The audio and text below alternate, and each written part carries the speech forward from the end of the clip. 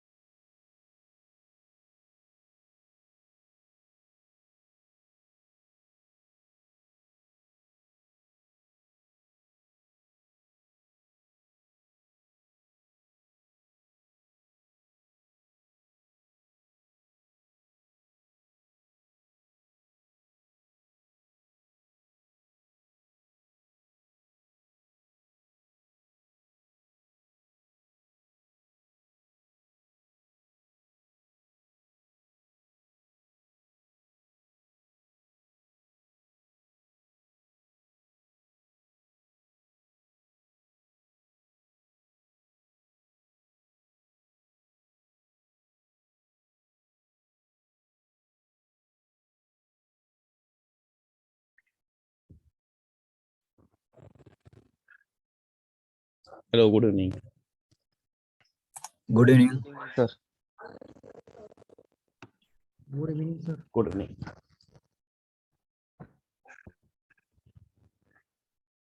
बरेच जण नाहीत. आज नाही झालं दुपारी सेशनला जॉईन. तर झालो होतो but कमी लोक होते मग म्हणजे मी आणि मग नंतर अभिच राहिलो. कोमल होती आणि अभि. तर आणि भरपूर लोकांना बहुतेक डाऊट्स नव्हते आय थिंक. आणि काय असाइनमेंट्स वगैरे करत होते आय थिंक टेबल वगैरे. सो टेबलची असाइनमेंट झाली सगळ्यांची. हो झाली सर. आज क्लासमध्ये सगळे येऊन गेले सर. लास्टला पुन्हा जेवण होणार ते सगळे. जेव्हा अक्षय वगैरे गेले का पुन्हा तुलसी त्यांनी आलते. मग असंच राहिलं तर मला लक्षात पण होतं चालू आहे म्हणून त्यांनी जेवण झालते मग मी करून टाकलं क्लास आम्ही.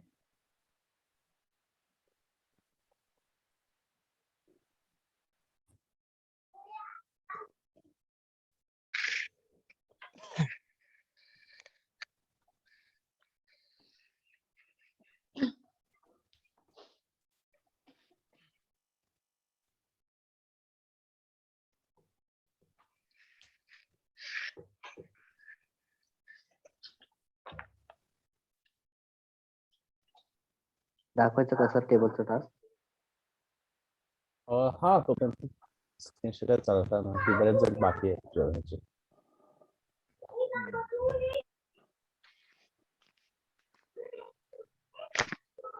हा कोण आहे 560469.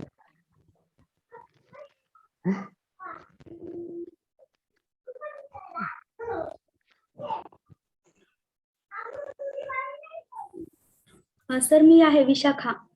ओके. नाव नाही आलं त्यामुळे नंबर येतो. अच्छा तुम्ही दोघे ह्याच्यावरून जॉईन झालाय का. नाही सर. अच्छा दीप्ती नाही झाली जॉईन का. दीप्ती नाही झाली जॉईन आणखी. नाही होणार का जॉईन माहिती नाही काही. होणार आहे ती ऑफिस मधून आली नाही. अच्छा.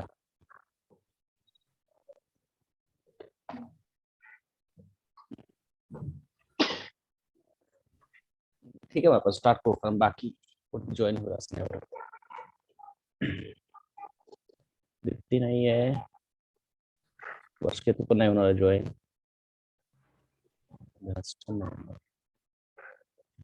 कोण राहिलं.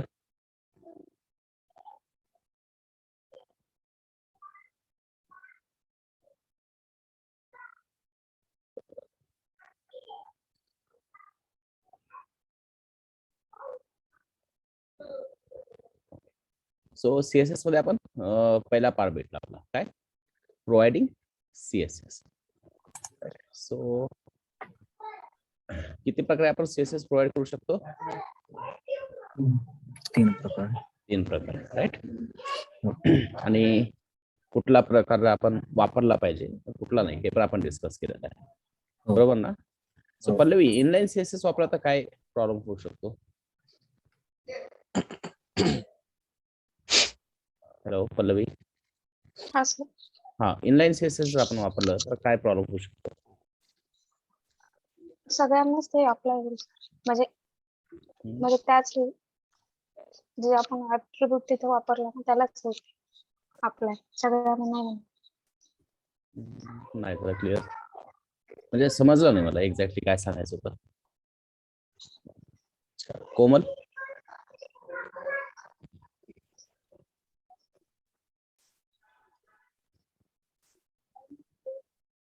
हॅलो. हा सर. हा, तर इनलाईन सीएसएस का वापरायची नाही?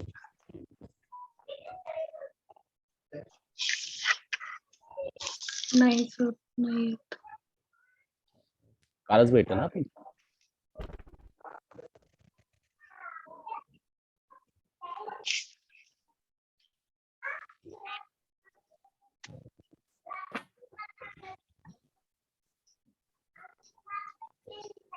हॅलो. ओके. समजलं नाही का? प्रॅक्टिस नाही झाली, अभ्यास नाही झाला? प्रॅक्टिस नाही झाली सर. प्रॅक्टिस नाही झाली सर. आणि का म्हणजे का नाही झाली? कारण आज तर संडे आहे ना. हो सर, ते मागचं सगळं पेंडिंग असलेलं तेच कम्प्लीट करतात आहे.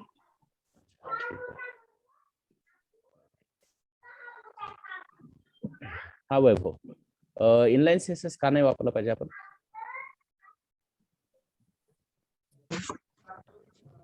हॅलो. हा येस. कारण की मोस्ट ऍक्टिव्ह आहे ना तोच. इनलाईन इनलाईन मोस्ट ऍक्टिव्ह आहे ना. नाही कळलं मला. क्लिअर आवाज क्लिअर आहे. मोस्ट ऍक्टिव्ह आहे ना तो.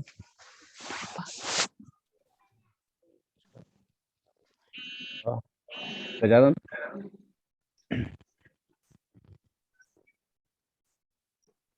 हॅलो.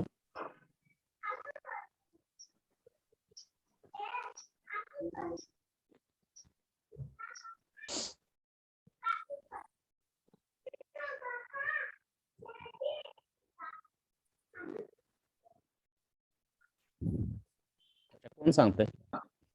मी सांगू सर. हा येस.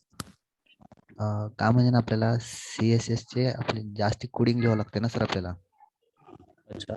म्हणून इंडियन वापरत नाही, त्या जागी एक्सटर्नल वापरतो सर. नाही, आपली कोडिंग जास्त लेंदी होते इनलाईन सीएसएस मुळे. इंटरनल झाली. ते इंटरनल सीएसएस, इंटरनल किंवा एम्बेडेडचा तो इश्यू आहे. इनलाईन म्हणतो मी. इनलाईन का देऊ नये का सर? का नाही वापरली पाहिजे? का नाही वापरली ब्राउझरला सर? इनलाईन सेम लाईन असल्यामुळे प्रॉब्लेम जाईल. सर आपण जर त्याच्यामध्ये इनलाईन जर सीएसएस दिलो तर भरपूर तिथं होईल, मग आपल्याला रीड करायला पण अवघड होईल सर सगळे कोड एकदाच. नाही नाही. गजानन तुमचा आवाज येत नाही, नेटवर्कचा इश्यू आहे मे बी. हा सर, माझं हे म्हणणं आहे सर, हा. ब्राउझरला सुद्धा आयडेंटिफाय करायला किंवा रीड करायला सोपं जाईल. आपला टाइम कन्झ्युमिंग जो आहे तो पण कमी होईल जर आपण इनलाईन नाही वापरलं तर. आणि सर आपल्याला पण आपला प्रॉब्लेम लगेच आयडेंटिफाय होईल. अच्छा. आणखी काही आन्सर आहे कोणाचं? तर आपल्याला वेबसाईट मेंटेन करायसाठी बरं जाते आणि म्हणजे सीएसएस चा कोड वेगळा आणि एचटीएमएल चा कोड वेगळा. तो याचा पार्ट झाला, इनलाईनचा नाही, इंटरनल आणि एक्सटर्नल मधला. सर अजून एक पॉइंट आहे, हा. आपण जर इनलाईन जर दिलं सर प्रत्येक लाईनला द्यावं लागते सर इनलाईन मध्ये. नाही, तोही नाही आहे. सर हा yes yes Datta. I am trying. हा yes Datta. Precedency is more of inline CSS, and it may override the CSS applied in the internal. Correct. it inline will- CSS Yes, sir. Internal आणि So- external CSS override करत. Correct आहे. हा, तो issue नाही आहे. Issue काय? आहे का? Okay. हा म्हणजे थोडं जवळपास पोहोचलोय आपण. आपण जर इनलाईन सीएसएस लिहिली ना कुठल्या HTML एलिमेंटला, ती सीएसएस आपण ओव्हरराईट नाही करू शकणार पुन्हा कधीच. सपोज मेन इश्यू काय, हा पॅराग्राफ आहे आणि ह्या पॅराग्राफला जर समजा मी काहीतरी इनलाईन सीएसएस टाकली, ओके, आणि डेस्कटॉपला मला काय करायचंय, कलर चेंज करायचा आहे. अच्छा, डेस्कटॉपला गोल्ड आहे पण मला मोबाईलला याचा कलर काहीतरी चेंज करायचा आहे, करू शकतो का मी? नाही. कारण मी तुम्हाला त्या दिवशी साईट दाखवलं होतं, हो. मीडिया क्वेरी वापरलं होतं मी इथं, है ना? Yes sir. आणि याच्यामध्ये मी काय म्हटलं की ज्या डिव्हाइसची विड्थ 480 पिक्सल आहे त्यावेळेस काय कर, पॅराग्राफची सीएसएस ही अप्लाय कर. बट ही वर्क होईल का?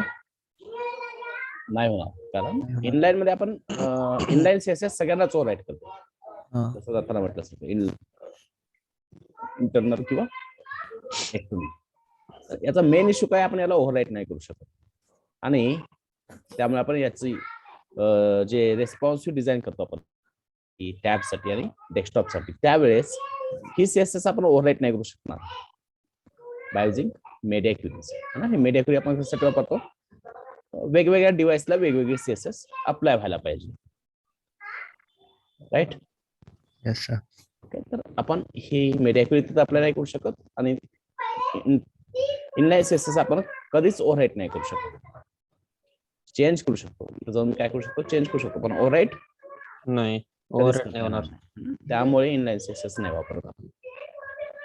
Okay, okay sir. ठीक आहे. सो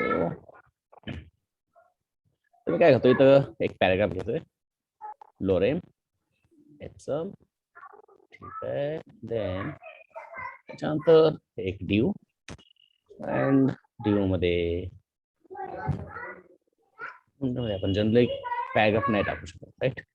सो मी इथे एक इमेज टॅग टाकतोय.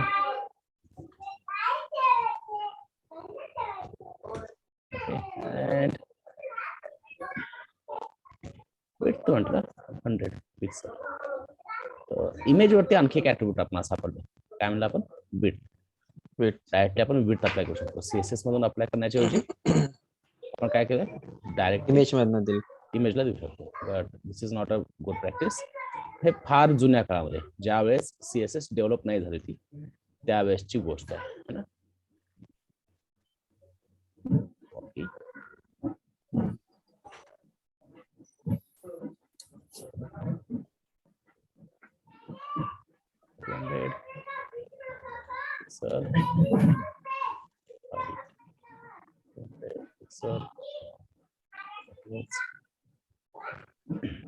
याच्यानंतर माझ्याकडे की ऑर्डर दिसत आहे.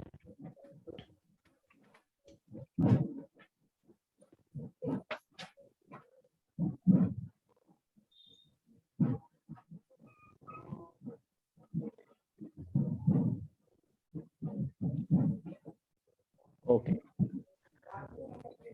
सो आपण कुठंच सीएसएस नाही लिहिलेले आहे, फक्त सीएसएस लिहिले मी कशासाठी, त्या इमेज साठी. ओके, इमेज टॅग्स म्हणून बाकी कुठं सीएसएस लिहिले का? नाही. बट आता इथं चेक करू.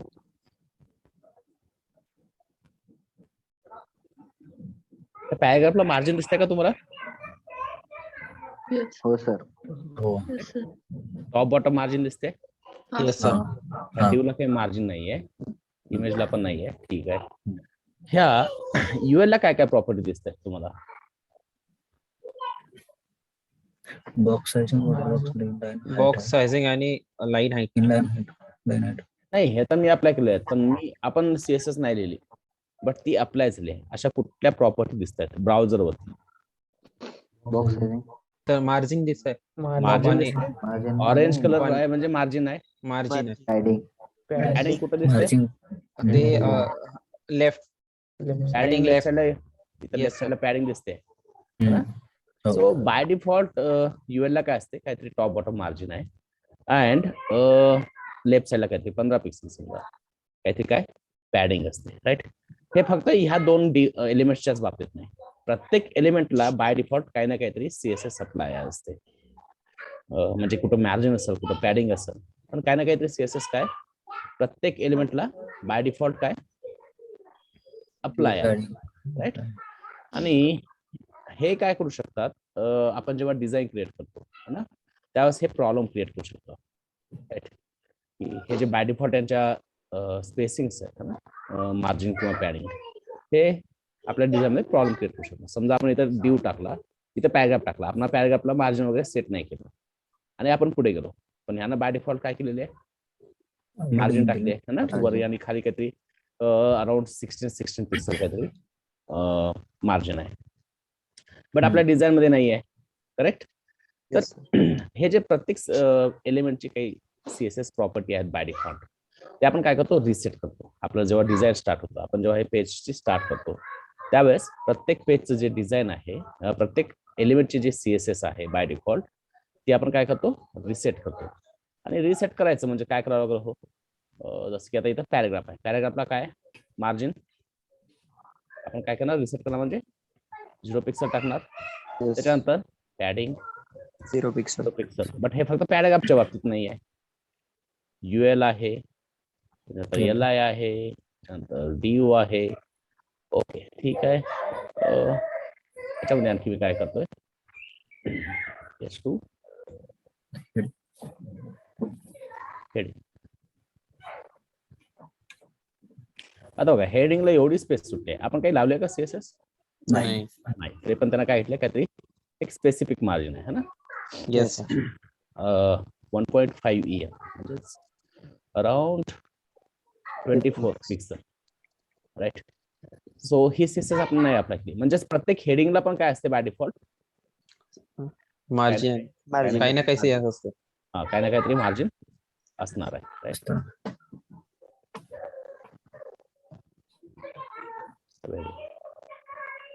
ओके, बघा याला पण काही आहे मार्जिन, नाही याला पण काही मार्जिन आहे. ओके. येस. तर म्हणजेच आता आपण इथं काय काय ऍड करावं लागते, H1 H2 H1 H2 2 S3 H4 H5 H6. ठीक आहे. आता हा जो सगळा H1 H2 चा पार्ट आहे, मी तो काय करतोय, हेडर फीडर नावाचा जो आपला HTML फाईल दिलेला आपल्याला एलिमेंट आहे ना, HTML त्याच्यावर टाकतोय. अच्छा, हिडरला तर काही सीएसएस नाही आहे, नो प्रॉब्लेम. बट बॉडीला बघा, बॉडीला बाय डिफॉल्ट काय, येस सर, बॉडीला पण चारी Margin साईडने आहे. मार्जिन आहे. ऑरेंज कलर आहे म्हणजे मार्जिन आहे, आणि ती मार्जिन आहे 8 पिक्सल. 8 पिक्सलची मार्जिन. हा, म्हणजेच इथं आपण काय टाकावं लागेल, even we have to apply CSS to body as body. Right. किंवा त्याच्यानंतर HTML ला पण टाकून देऊ, माहिती नाही त्याला काही लागते का नाही, पण टाकून देऊ. ठीक आहे. ओके. हे सेव्ह केलं, त्यामुळे आता बघा सगळ्यांचे मार्जिन पॅडिंग जे आहेत का ते काय झाले, रिसेट झालेले आहेत. राईट. पण असं किती HTML एलिमेंटला लिहित बसणार आपण, आपल्या 50 समज HTML एलिमेंट आहे, अँकर टॅग आहे, स्पॅन आहे, राईट, सेक्शन्स आहेत, फुटर आहे, साइड आहे, किती HTML एलिमेंट ऍड करत बसणार. याला काही सोपा पर्याय आहे का? हो सर. हो आहे ना. येस. काय करू शकतो आपण, युनिव्हर्सल मध्ये वरती लिहू शकतो सर, बॉक्स सगळं काय करू शकतो, सगळी सीएसएस युनिव्हर्सलला टाकू शकतो. तर आता याची गरज आहे का आपल्याला, नाही. अशा प्रकारे आपण काय केलं, सीएसएस रिसेट केली. तर जेव्हा आपण सीएसएस रिसेट करतो, त्यावेळेस जनरली ह्या 3 प्रॉपर्टी तरी त्याच्यामध्ये असल्या पाहिजे. आपण सीएसएस रिसेट करतो म्हणजे काय, स्टार म्हणजे युनिव्हर्सल सिलेक्टर सिलेक्ट करणार आपण, आणि त्याच्या आतमध्ये 3 प्रॉपर्टी,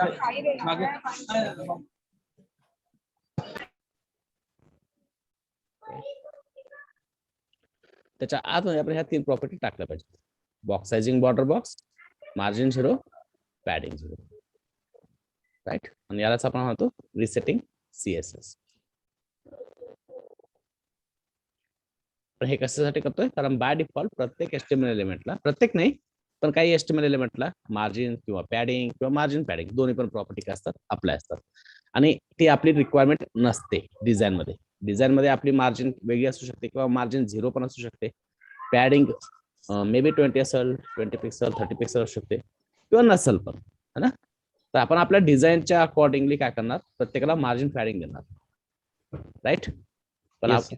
त्यासाठी काय करावं, Yes, sir. आधी सगळ्यांची जे बाय डिफॉल्ट मार्जिन आणि पॅडिंग आहे ती आपल्याला काय करावं, रेक्टिफाय करावं, काढून टाकावं लागेल. आणि त्यासाठीच आपण काय करणार, CSS Universal. रिसेट करणार. येस. आणि त्याच्यासाठी बेस्ट वे काय, युनिव्हर्सल सिलेक्टर. युनिव्हर्सल सिलेक्टरचा उपयोग करून आपण सगळ्यांची मार्जिन काय केली, न्यूट्रलाइज Reset केली, केली. 0 केली. सगळ्यांची पॅडिंग रिसेट केली म्हणजे Zero. 0 केली. याच्यामध्ये काय डाऊट आहे? नाही ओके, क्लिअर आहे ना? हो सर. हो. हो सर.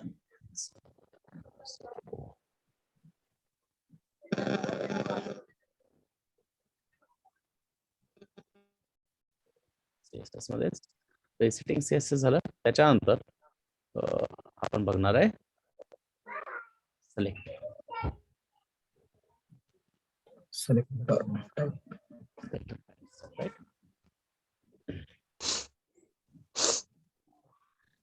आता तुम्ही जेव्हाही HTML चा कोड स्टार्ट करता नवीन पेज मध्ये लिहायला, तर सगळ्यात पहिल्यांदा CSS मध्ये आपण काय केलं पाहिजे, style.css लिह. style.css मध्ये काय केलं पाहिजे सगळ्यात पहिल्यांदा, युनिव्हर्सल सिलेक्टर. युनिव्हर्सल सिलेक्टरला CSS रिसेट केली पाहिजे, राईट. एक तर बॉक्स साइजिंग बॉर्डर बॉक्स टाकली पाहिजे. त्याच्यानंतर पॅडिंग 0 सर. म्हणजे तेच युनिव्हर्सल सिलेक्टरचा उपयोग करून आपण काय करणार, मार्जिन आणि पॅडिंग 0 सेट करणार, राईट. हे कधीच नाही विसरायचं याच्यामध्ये, राईट. ह्या 3 गोष्टी. ओके. Yes sir. सो आता आपण काय बघतोय, CSS selector types, right. CSS selector types म्हणजे एखादा HTML एलिमेंट आहे, त्या एलिमेंटला काय करायचं, मला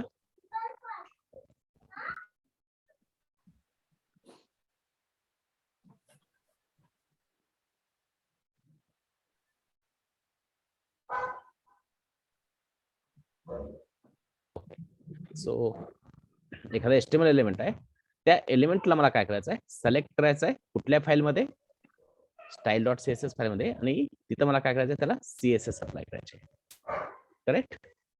येस सर. ओके. सपोज माझ्याकडे एक H1 आहे, मी याला हेडिंग, अँड आता हे हेडिंग काय पाहिजे मला, अशी काहीतरी पाहिजे. म्हटलं बॅकग्राऊंड कलर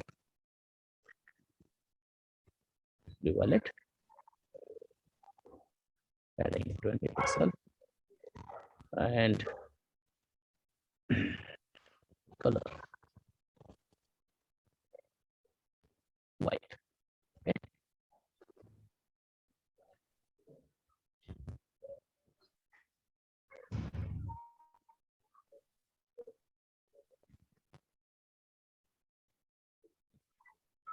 CSS अप्लाय झाले. Yes sir. ओके. आता मला काय करायचं, हा जो आपला टेक्स्ट आहे तो मला काय करायचा, पूर्ण कॅपिटल करायचा आहे, राईट. सगळे जे इथं कॅरेक्टर्स आहेत, अल्फाबेट्स आहेत, ते मला काय करायचे, कॅपिटल करायचे. तर यासाठी मी एक प्रॉपर्टी वापरतोय. मी म्हटलं टेक्स्ट ट्रान्सफॉर्म. 3 ऑप्शन आहेत आपल्याकडे, एक कॅपिटलाइज आहे, एक लोअर केस आहे, एक नन आणि एक अपर केस. Upper case.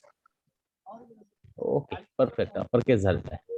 त्याच्यानंतर हा टेक्स्ट मला इथं सेंटरला पाहिजे, ठीक आहे.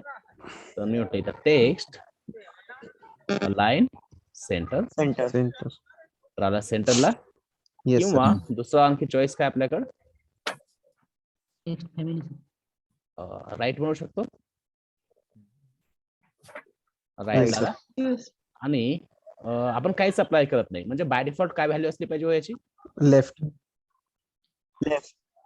आपण इथं काहीच अप्लाय करत नाही, म्हणजेच याची बाय डिफॉल्ट व्हॅल्यू काय असते, लेफ्ट. Default value left. ती अप्लाय करायची गरज नाहीये, ठीक आहे. आपण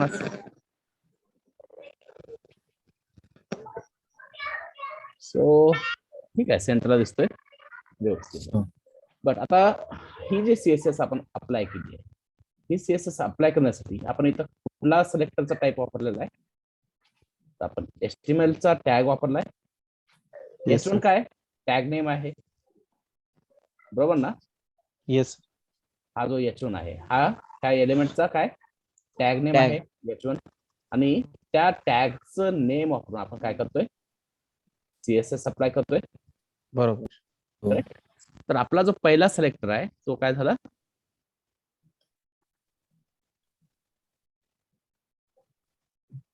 टॅग सिलेक्टर किंवा मोर स्पेसिफिक आपण काय म्हणू शकतो, HTML टॅग, बरोबर ना? हो. आपण इथं Yes, काय sir. केलेलं आहे, टॅग सिलेक्ट वापरलाय. आता टॅग सिलेक्टर मध्ये इश्यू काय असू शकतो, आपण ऑलरेडी क्लासचं थोडंफार डिस्कशन केलं होतं कालच्या सेशन मध्ये, Yes, sir. राईट? की आपल्या पेज मध्ये एकच HTML एलिमेंट असणार आहे का H1 चा? नाही. नाही. मल्टिपल असू शकतात, करेक्ट? आणि हो. त्या मल्टिपल H1 ची CSS सेम असणार आहे का?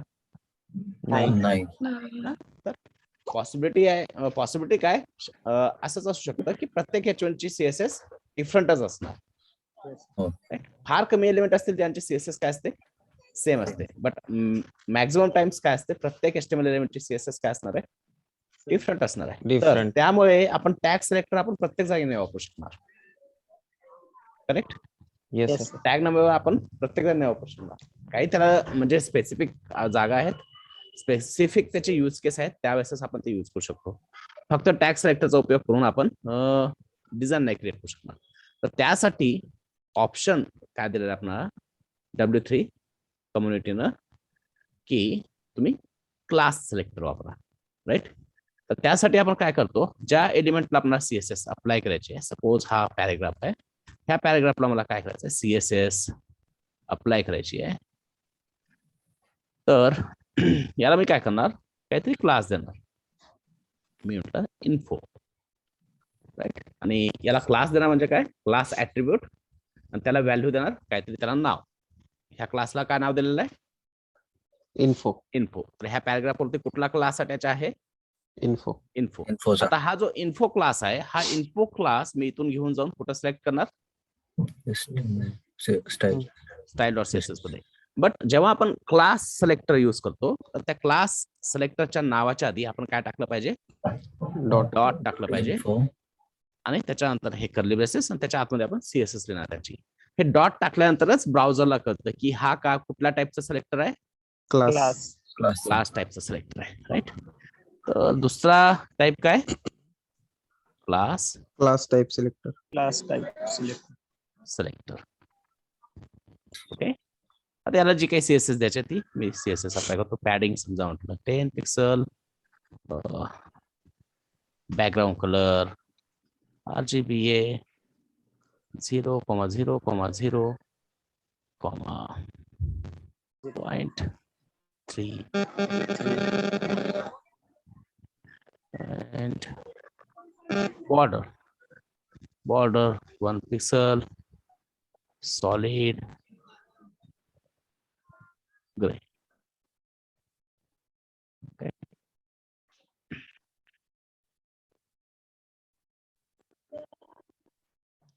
ठीक आहे, CSS अप्लाय झालेली आहे ना. हो. Yes, sir. आता याच्यानंतर मला आणखी एक पॅराग्राफ आहे, त्या पॅराग्राफला CSS अप्लाय करायचे. तर मी सिंपल काय करणार, लोरेन, अँड याला काय करणार, काहीतरी दुसरा क्लास देणार, Class. About us. आणि आता ह्याला काहीतरी CSS वेगळी असते. तर मी याचा जो क्लास आहे, याला कुठला क्लास अटॅच केलाय आपण, About us. About us, right? तो अबाउट अस इथं आपण CSS मध्ये सिलेक्ट करणार. बट क्लास आहे हे सांगण्यासाठी आपण काय करावं लागतं, Dot. डॉट नोटेशन वापरावं लागतं. त्याच्यानंतर क्लास नेम, कर्ली ब्रेसेस, आणि त्याच्या आतमध्ये padding 15 pixel, then font size 22 pixel, line height 33 pixel, border 1 pixel,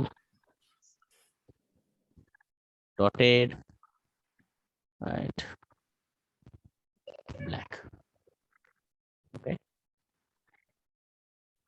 हा आता बघा, हा पॅरेग्राफ आणि हा पॅरेग्राफ दोन्ही पॅरेग्राफ आहेत, राईट? हो. दोन्ही पण Yes, कुठले sir. एलिमेंट आहेत? पॅरेग्राफ आहेत. Paragraph. त्यांची सीएसएस वेगळी आहे. आणि ती सीएसएस वेगळी आहे हे डिसाइड करण्यासाठी किंवा वेगळी ठेवण्यासाठी आपण काय यूज केलं इथं? Class. Class selector. Class selector use केलं, Class राईट? तर आता हा इन्फो आहे समजा, है ना? हा इन्फो जो पॅरेग्राफ आहे, जनरली आपला जो डिझाईन असतो, आपला डिझाईन जेव्हा डिझायनर क्रिएट करतो, तर त्याला जर समजा जिथं कुठं टेक्स्ट येणार आहे, मल्टिपल लाईनचा टेक्स्ट आहे, म्हणजेच काय पॅरेग्राफ असेल ऑफकोर्स, तर तो Yes, असं sir. नाही करणार की पहिल्या पॅरेग्राफ वरती फॉन्ट साईज 16 ठेवले, दुसऱ्या पॅरेग्राफ वरती 22 ठेवले, चौथ्या पॅरेग्राफ वरती जाऊन 24 पिक्सल ठेवले, पाचव्या पॅरेग्राफ वरती असं असणार नाहीये. आपण जर एखादी वेबसाईट ओपन केली, त्याच्यावरती 10 पेजेस असतील, तर 10 पेजेस वरती प्रत्येक पॅरेग्राफची स्टायलिंग सेम असते. Yes, sir. म्हणजे जे डिझायनिंग आहे ना, ते काय असतं थ्रू आउट द ऍप्लिकेशन काय असतं, सेम असतं. Same. म्हणजे आपण समजा हेडिंग लिहितोय, सब हेडिंग लिहितोय आपल्या प्रत्येक पेजमध्ये, तर प्रत्येक पेजवरती जे सब हेडिंग आहे, त्या प्रत्येक सब हेडिंगची सीएसएस काय असते, सेमच असते. Same. राईट?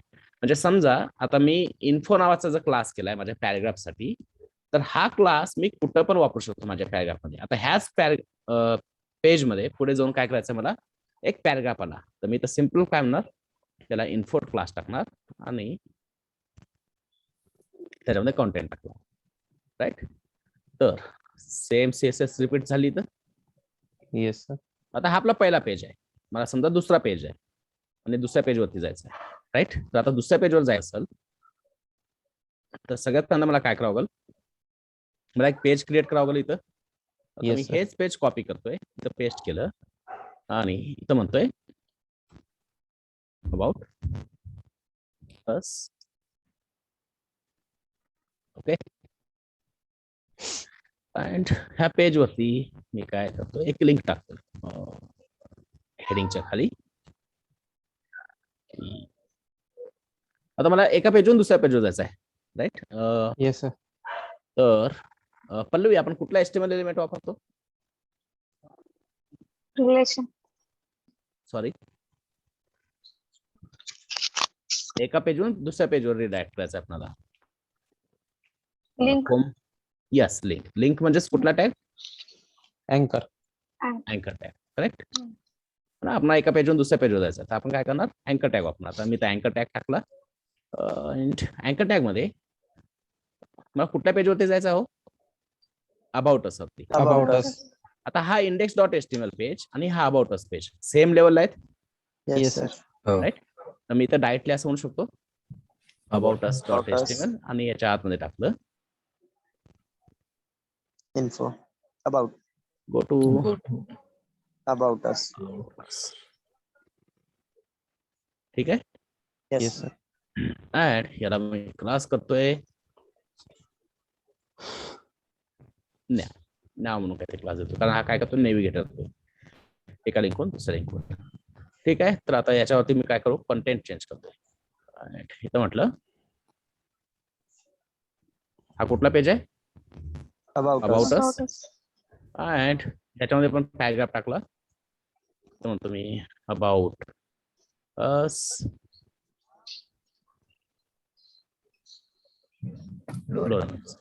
राईट. बट आता ह्या पेजवरती हे जे इन्फोची स्टायलिंग आहे, ती स्टायलिंग ह्या पेजवरती ह्या पॅराग्राफवर असेल. जेव्हा आपण डिझाईन करतो, प्रत्येक पॅराग्राफची जे सीएसएस आहे ती ऑलमोस्ट काय असते, सेम असते मॅक्झिमम टाइम. काही स्पेसिफिक सिनारिओ आहेत जिथं आपल्याला काय करावं लागतं, थोडंसं सीएसएस चेंज करावं लागतं. तर हाच क्लास मी इथं वापरू शकतो Yes, sir. अबाउट अस मध्ये.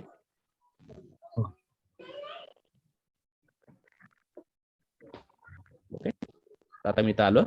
आपण आता कुठल्या पेज वरती आहे, हेडिंग वरती आहे ना. आपला Index वरती. हेडिंग म्हणजे इंडेक्स डॉट एचटीएमएल. याला Yes. मी क्लिक केलं, गो टू अबाउट अस. तो आला Yes. अबाउट असला. Yes. आता बघा, हेडिंगचा क्लास आपण चेंज नाही केलाय, पॅराग्राफचा क्लास आपण याच्यासाठी सीएसएस लिहिलाय का अबाउट असच्या पेज साठी? नाही नाही. नाही लिहिली. फक्त आपण काय केलेलं आहे अबाउट असच्या पेज मध्ये आपली जे original style dot CSS file आहे ती लिंक केली आहे इथं पण. लिंक केलेली. म्हणजे ती लिंक ऑटोमॅटिकली होती कारण मी काय केलंय इंडेक्स डॉट एचटीएमएल लाच कॉपी करून अबाउटच क्रिएट केलं होतं. त्यामुळे इथं ऑलरेडी काय होती ती लिंक होती. लिंक. तर जी आपण सीएसएस कोणासाठी लिहिली होती इंडेक्स डॉट एचटीएमएल साठी ती सीएसएस आपण आता अबाउट अस पेज मध्ये वापरू शकतो. आणि हे कशामुळे वापरू शकतोय कारण हे जे आपला आपण क्रिएट केलेले क्लासेस आहेत हे क्लास सेक्टर जे आहेत ते आपण मल्टिपल टाइम्स वापरू शकतो. एका पेजवर पण वापरू शकतो किंवा मल्टिपल पेज वरती पण वापरू शकतो. येस. त्याला काही लिमिटेशन नाहीये की हे एकच वेळेस वापरलं पाहिजे किंवा दोनच वेळेस वापरलं पाहिजे किंवा एकच पेजवर वापरलं पाहिजे. आपण कुठल्या पण पेजवर वापरू शकतो. येस. म्हणजे आपण जर थोडंसं प्लॅन करून जर सीएसएस लिहिलं आपण काय करणार सगळे डिझाईन बघणार आधी. आपल्याकडे 5-6 डिझाईन आहेत. 5-6 डिझाईन बघणार आणि 5-6 डिझाईन म्हटल्यानंतर आपल्याला आयडिया येऊन जाते की आपल्या पेज मध्ये किती टाइपचे हेडर्स आहेत, आपल्या पेज मध्ये किती टाइपचे पॅराग्राफ्स आहेत. राईट. आता Yes. Suppose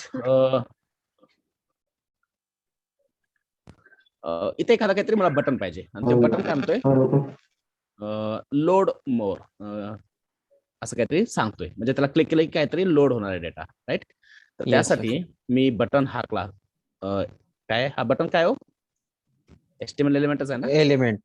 yes sir. Load मोर म्हटलं. ठीक आहे. तर मी आता ह्या पेज मध्ये गेलो कुठं जावं इंडेक्स डॉट एचटीएमएल ला रिफ्रेश केलं इथं आलं load more button. Yes. Right. तर आता मी याच्यासाठी काय करतोय एक क्लास करतोय क्लास बीटीएन आणि ह्या बीटीएन क्लासला मी इथं सीएसएस देतो स्टाईल डॉट सीएसएस मध्ये बाय युजिंग बीटीएन क्लास. मी याला म्हटलं padding 10 pixel border 1 pixel solid किंवा RGBA. ओके. त्याच्यानंतर टेक्स्ट मला कॅपिटल पाहिजे. कुठली प्रॉपर्टी आहे टेक्स्ट कॅपिटल करण्यासाठी. Text transform. Text transform upper case. ठीक आहे. परफेक्ट है ना. बट आता याच्यामध्ये एक इश्यू आहे. बघू आपण काय इश्यू आहे की मी ते याच्यावर टाकतोय हॉरिझॉन्टल रो सेपरेशन साठी. अच्छा नाही झालं सेपरेशन तर ठीक आहे BR टाकतो ब्रेक. त्यांना एक स्पेस क्रिएट केला. आता हा बटन क्लिकेबल आहे. हे क्लिकेबल आहे हे सांगण्यासाठी आपण जेव्हा कर्सर इथं नेऊ तर इथं हा जो ऍरो येतोय तो ऍरो नाही येत जनरली. येस असं सर. काहीतरी आलं पाहिजे है ना.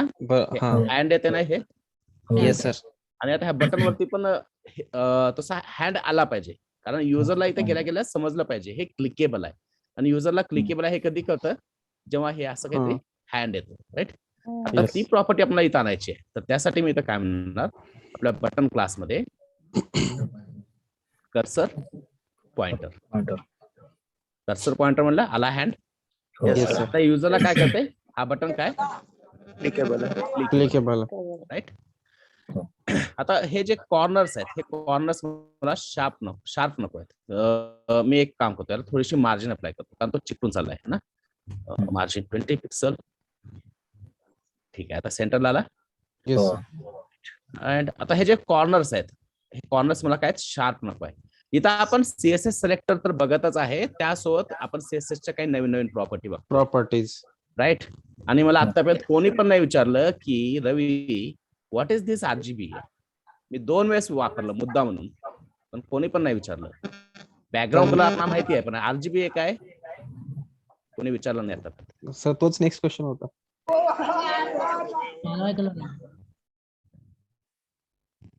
हॅलो. ओके ठीक आहे. मिक्सिंग हा येस रेड ग्रीन ब्ल्यू आणि alpha. Yes RGBA red green blue है ना. रेड ग्रीन ब्ल्यू हे काय हो आपले कलर. प्रायमरी कलर आहेत. नॅचरल कलर्स आहेत. नेचर मध्ये 3च कलर्स आहेत. कुठले कुठले red green blue RGB. Red green blue हे 3च कलर्स आहेत नेचर मध्ये आणि बाकीचे जेवढे काही आहेत ते काय त्यांचं परमुटेशन कॉम्बिनेशन आहे. येस. राईट. आता मी RGB यांची जर व्हॅल्यू 000 ठेवली तर कुठला कलर क्रिएट झाला Black. ब्लॅक. ह्या RGB ची जर समजा मी व्हॅल्यू 255 ठेवली तर कुठला कलर झाला क्रिएट?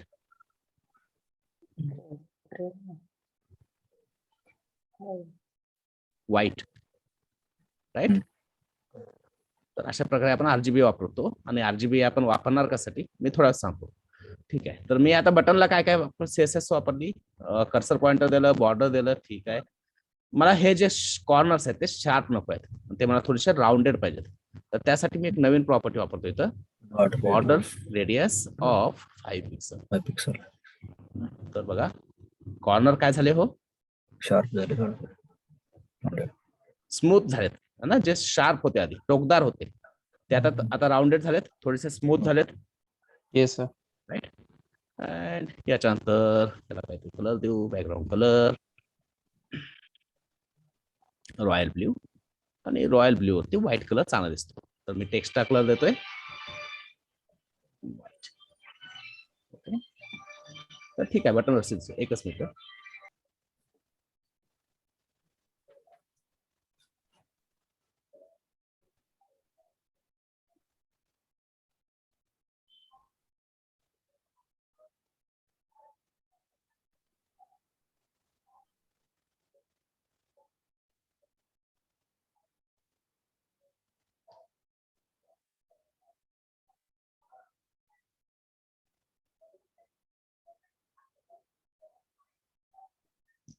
चार्जिंग संपत आली होती लॅपटॉपची.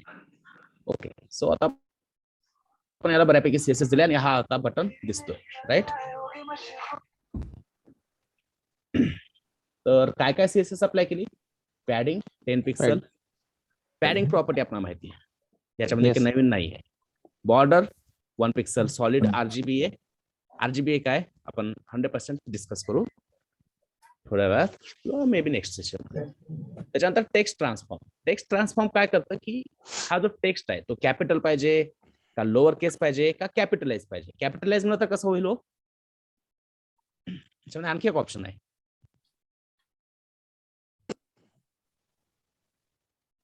कॅपिटलाइज. कॅपिटलाइज म्हणलं तर काय झालं, फक्त आणि फक्त पहिला word ना, प्रत्येक शब्दातला पहिला अल्फाबेट काय झालेला आहे, कॅपिटल झालाय ना. कॅपिटलाइज म्हणजे काय, प्रत्येक वर्ड मधला पहिला अल्फाबेट पहिला कॅरेक्टर काय होईल, कॅपिटल होईल, बाकीचे लोअर केस असतील. सो ही एक टेक्स्ट ट्रान्सफॉर्म प्रॉपर्टी आपण भेटली आहे. आपण जितक्या प्रॉपर्टी नवीन नवीन रोज बघू त्याची प्रॅक्टिस केली पाहिजे. आपण ते लिहून ठेवलं पाहिजे, कुठेतरी नोट्स काढले पाहिजे की ही प्रॉपर्टी काय असते. आता टेक्स्ट ट्रान्सफॉर्म प्रॉपर्टी आहे, तर ह्या टेक्स्ट ट्रान्सफॉर्म प्रॉपर्टीच्या किती व्हॅल्यू पॉसिबल आहेत. एक तर काय लोअर केस म्हणजे लोअर केस करणार, एक आहे अप्पर केस म्हणजे अप्पर केस, आणि एक आहे कॅपिटलाइज. प्रत्येक वर्ड मधला पहिला कॅरेक्टर पहिला अल्फाबेट कॅपिटल. त्याच्यानंतर कर्सर पॉइंटर नवीन भेटला आपण. कर्सर पॉइंटर मध्ये भरपूर ऑप्शन आहेत.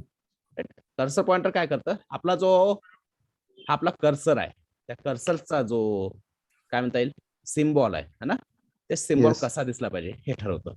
तर एखादा HTML एलिमेंट आहे ज्याच्यावरती कर्सर नेल्यानंतर तिथं क्लिक केलं पाहिजे हे आपल्याला सांगायचं आहे युजरला. तर आपण काय करणार, कुठली CSS देणार, कर्सर पॉइंटर.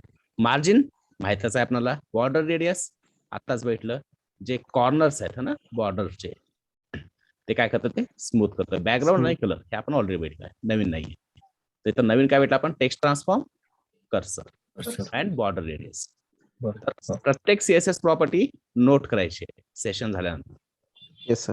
त्याच्या काय व्हॅल्यू असतात ते पण नोट करायच्यात, त्याच्या पॉसिबल व्हॅल्यू, आणि त्या व्हॅल्यूला काय चेंज करतात ते पण लिहायचं आहे. ओके. कारण CSSच्या इतक्या प्रॉपर्टी आहेत त्या आपण असं म्हणजे सेपरेट प्रत्येक प्रॉपर्टीसाठी सेशन घेऊन नाही घेऊ शकत. याला आपण काय करावं लागतं, समहाऊ दोन्ही मिळूनच घ्यावं लागतं. Yes sir. म्हणजे कुठे HTML शिकताना किंवा कुठं CSS आपण एखादी कन्सेप्ट शिकतोय त्यावेळेस एक थोड्या प्रॉपर्टी आपण कव्हर करत जायला पाहिजे. ओके. सो मी आता बटन क्रिएट केलाय. आता सेम बटन मला आणखी कुठं पाहिजे, अबाउट अस वरती, राईट. इथं मी म्हटलं button dot button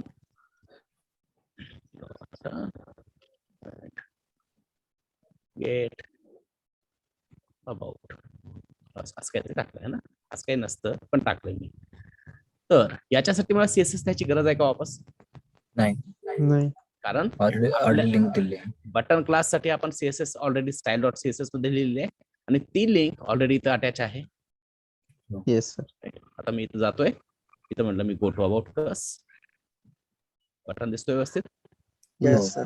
gate about. Yes, sir. CSS double ह्याची गरज पडते का? नाही. नाही, कारण आपण काय कुठला सेक्टर वापरतोय आता? Class select. Class selector. Class selector, right. हो. याच्यामध्ये काही डाऊट आहे? एचटीएमएल नाही. Tag selector and class selector नाही? ठीक आहे. आता हा येस, काही क्वेश्चन आहे कोणाचा?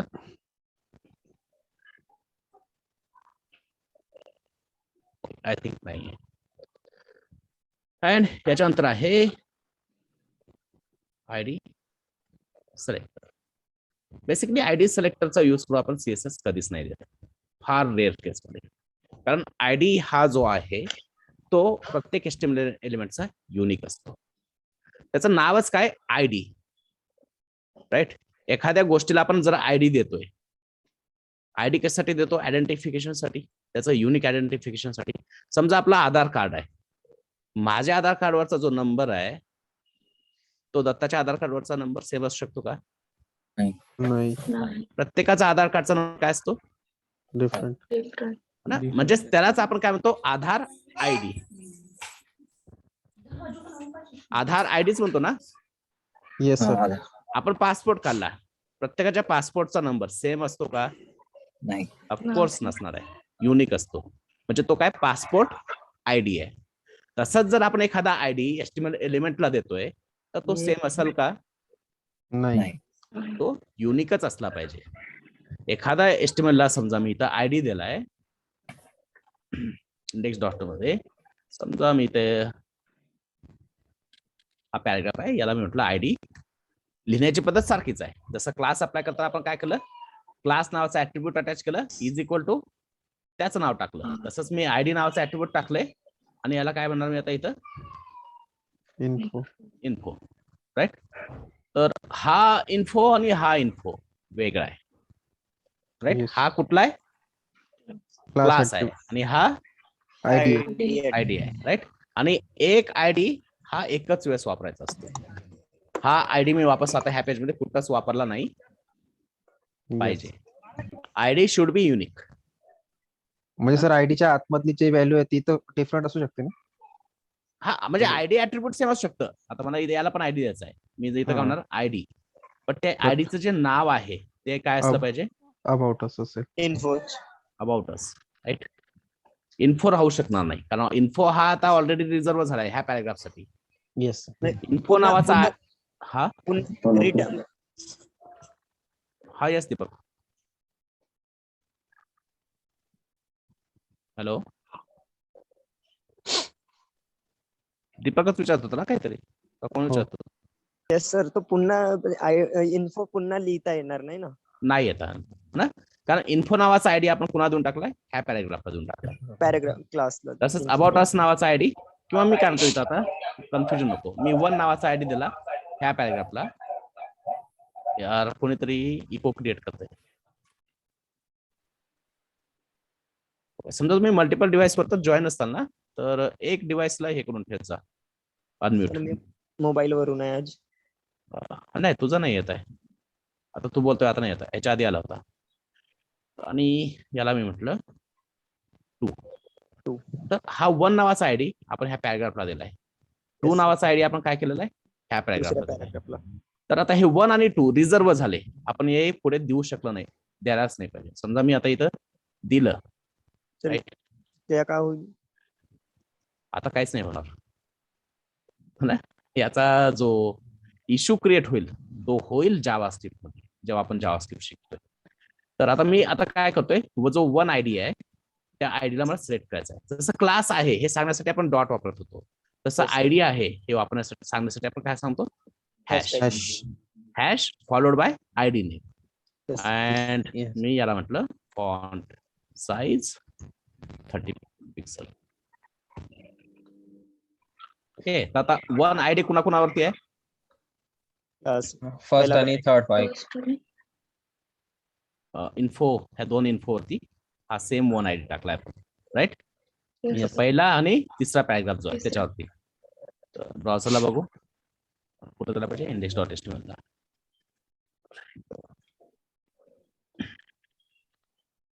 ऍक्च्युली सीएसएस काय झाली ना, अप्लाय झाले का नाही झाले? सेव्ह केली का नाही. फाईल? फाईल तर सेव्ह केली आहे मी, नाही झाली है ना.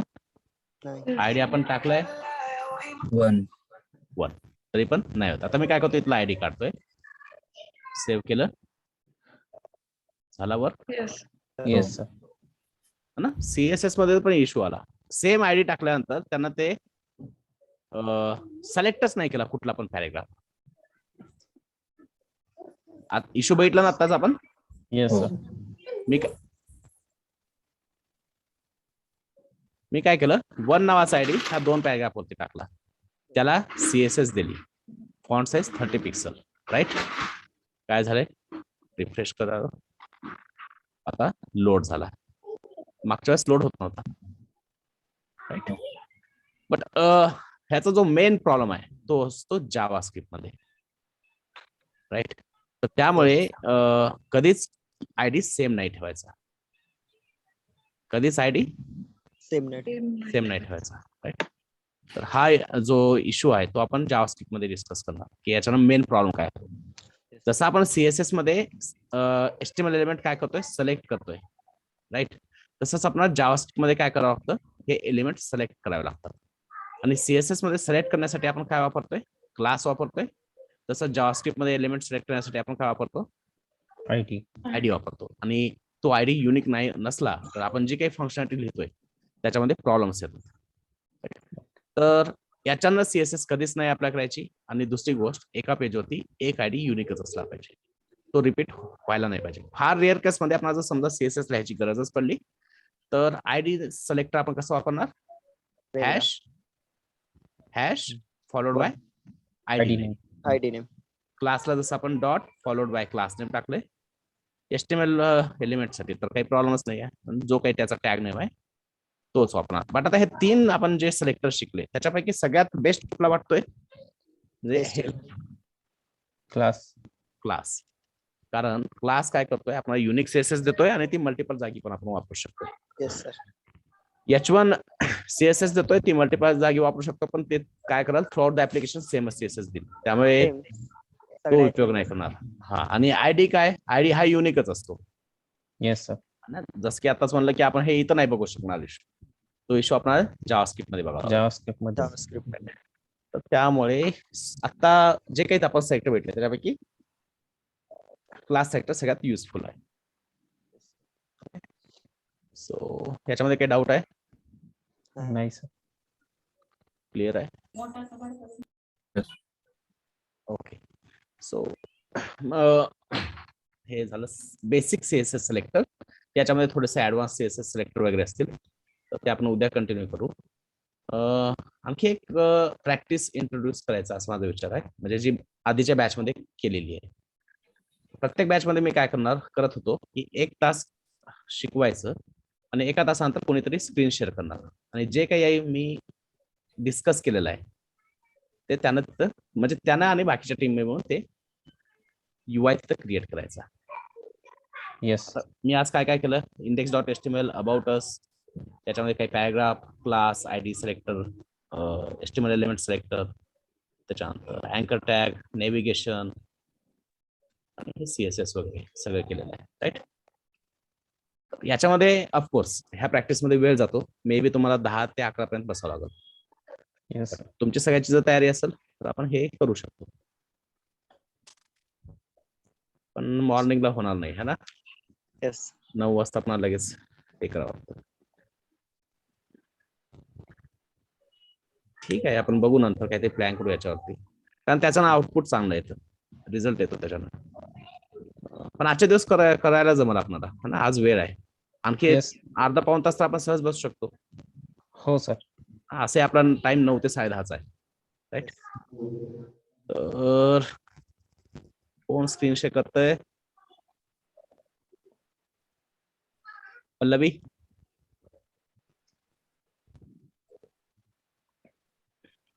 पल्लवी किंवा वैभव दोघांपैकी कोण स्क्रीन शेअर करते सांगा पटकन. हॅलो, आवाज येत नाही पल्लवी? हा सर मी नंतर करेन.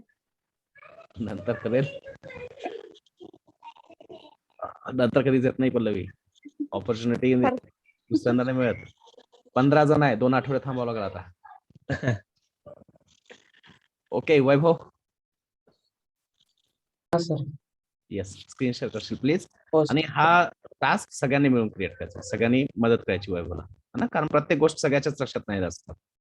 येस काय काय घेतलं आज. तर आपण एक नवीन एस्टिमेट एलिमेंट भेटलाय बटन.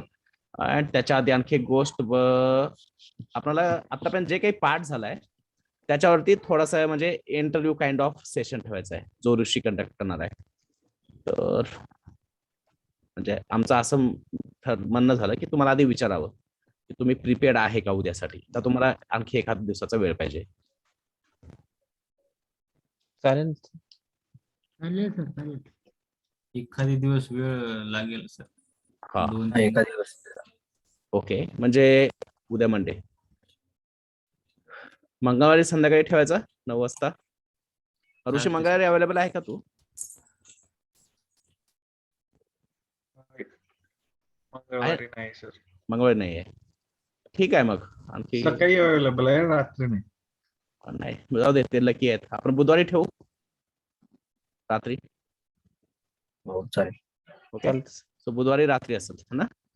आणि सगळ्यांनी चांगलं प्रिपरेशन करा, नोट्स काढा, एकत्र बसून तुम्ही इंटरव्ह्यूचं प्रिपरेशन करा आणि आन्सर्स इंग्लिशमध्ये द्यायचा प्रयत्न करा. Right, yes. आणि इंग्लिशमध्येच द्यायचे आहेत. आतापर्यंत आपण जे काही सेशन्स घेतलेत त्याच्यातून नोट्स काढून.